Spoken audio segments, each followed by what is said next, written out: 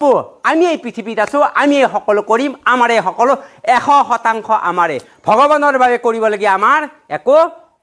নাই ভগৱানে আপোনাৰ কথা নুশুনে নেকি আপুনি ভগৱানক কোৱা কথাবোৰ ভগৱানে ইগনোৰ কৰে নেকি যদি ভগৱানে আপোনাৰ কথা নুশুনে তেতিয়া হলে আজিৰ এই কাহিনীটো আপোনাৰ বাবে নমস্কাৰ মই প্ৰদীপ আজি মই ফাঁচী বজাৰৰ এজন ডাঙৰ সফল ব্যৱসায়ীৰ কথা ক'বলৈ ওলাইছো ব্যৱসায়ীজন কিমান সফল বা কিমান ধনী এই কথাটো ক'বলৈ মই মাত্ৰ এটা কথাই ক'ম যে তেওঁৰ তিনিখন মাৰ্চিডিজ আছে দুখন পৰিয়াল অহা যোৱাৰ বাবে আৰু এখনত নিজে ঘূৰি ফুৰে এনেকৈ মাৰ্চিডিজত ঘূৰি ঘূৰি এদিনাখন ফাঁচী বজাৰৰ এই ফুটপাথত থকা এজন ভিক্ষাৰীৰ সন্মুখত তেওঁ মাৰ্চিডিজখন ৰখাই দিলে আৰু ভিক্ষাৰীজনৰ ওচৰলৈ গৈ ক'লে আপোনাক মই মোৰ ব্যৱসায়ৰ অংশীদাৰ কৰি ল'ব খোজো তেতিয়া ভিক্ষাৰীজনে হকমককৈ থিয় হৈ ক'লে আপুনি কি কৈছে মোক আপুনি আপোনাৰ ব্যৱসায়ৰ অংশীদাৰ কৰি ল'ব তেতিয়া ব্যৱসায়ীজনে ক'লে হয় মোৰ ব্যৱসায়ত আপোনাক মই অংশীদাৰ কৰিব খুজিছো তেতিয়া ক'লে নহয় আপুনি মোৰ লগত কিয় ঠাট্টা কৰিছে তেতিয়া ব্যৱসায়ীজনে নহয় মই ঠাট্টা কৰা নাই মই সঁচা কথা কৈছো যে আপোনাক মোৰ ব্যৱসায়ত মই অংশীদাৰ কৰি ল'ব খোজো তেতিয়া ব্যৱসায়ী ঠিক আছে বাৰু তাৰ বিনিময়ত মোৰ কি হ'ব বা আপোনাক মই কি দিব লাগিব তেতিয়া ব্যৱসায়ীজনে ক'লে মোৰ এটা চাউলৰ ফেক্টৰী আছে তাৰ পৰা চাউল আনি তুমি বিক্ৰী কৰিবা আৰু বিক্ৰী কৰাৰ ফলত যিমান লাভ হ'ব সেই লাভৰ দুইটাই অংশ কৰি ভগাই ল'ম তেতিয়া ভিক্ষাৰীজনে ক'লে নিশ্চয় আপোনাৰ 90% হ'ব মোৰ বোধহয় 10% হ'ব তেতিয়া ব্যৱসায়ীজনে ক'লে নহয় শতাংশটো তেনেকুৱা নহয় মোক আপুনি মোৰ যেটো চাউল মোক আপুনি লাভৰ পৰা 10% দিব আৰু সেই লাভৰ 90% আপুনি ল'ব তেতিয়া ভিক্ষাৰীজনে ক'লে ঠিক আছে বাৰু এই বুলি কৈ তেওঁলোকে ব্যৱসায় আৰম্ভ কৰিলে ভিক্ষাৰীজনে তেওঁৰ সমস্ত শক্তি প্ৰয়োগ কৰি বল বুদ্ধি সকলো প্ৰয়োগ কৰি তেওঁ ব্যৱসায়টো আগুৱাই লৈ গৈ থাকিল লৈ গৈ মাহৰ শেষত যেতিয়া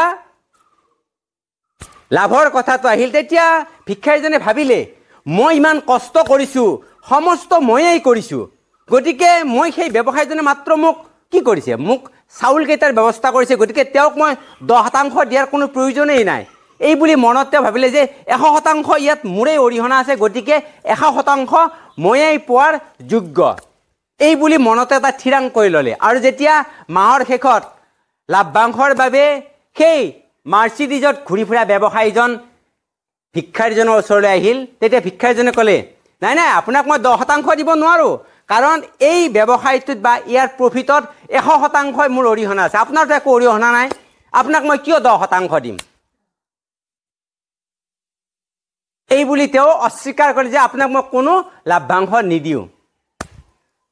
এতিয়া প্ৰশ্ন হ'ল এই যে ব্যৱসায়ীজন মাৰ্চিডিজত ঘূৰি ফুৰা ব্যৱসায়ীজনৰ ক্ষেত্ৰত যদি আপুনি হ'লহেঁতেন তেতিয়া আপুনি কি কৰিলেহেঁতেন এইটো এটা ডাঙৰ প্ৰশ্ন কিন্তু এই প্ৰশ্নটোৰ উত্তৰ দিয়াৰ আগতে মই আপোনালোকক ক'ব খোজা কথাটো হ'ল সেই যে ব্যৱসায়ীজন কোন জানে সেই ব্যৱসায়ীজন হ'ল আমাৰ সকলোৰে ওপৰত থকা আমি যাক বিশ্বাস কৰোঁ সেয়া হ'ল ভগৱান হ'ল সেই ব্যৱসায়ীজন আৰু সেই ভগৱানে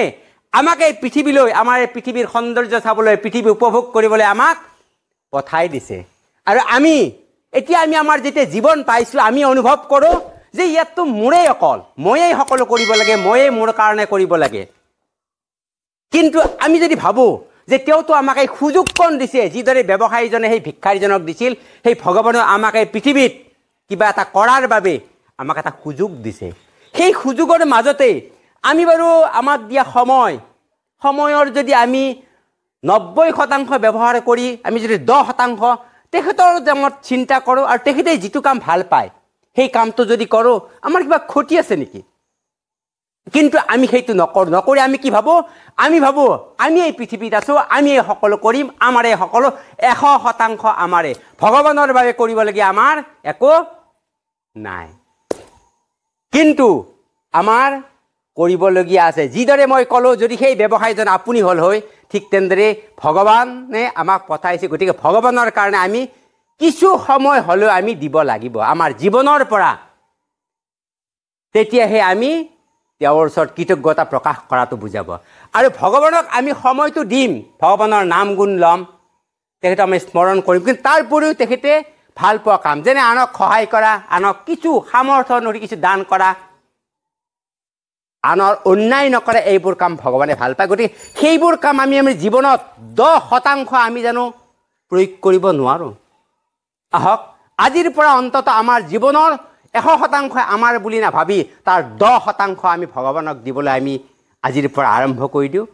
আজিলৈ এৰিলোঁ পুনৰ আপোনালোকক লগ পাম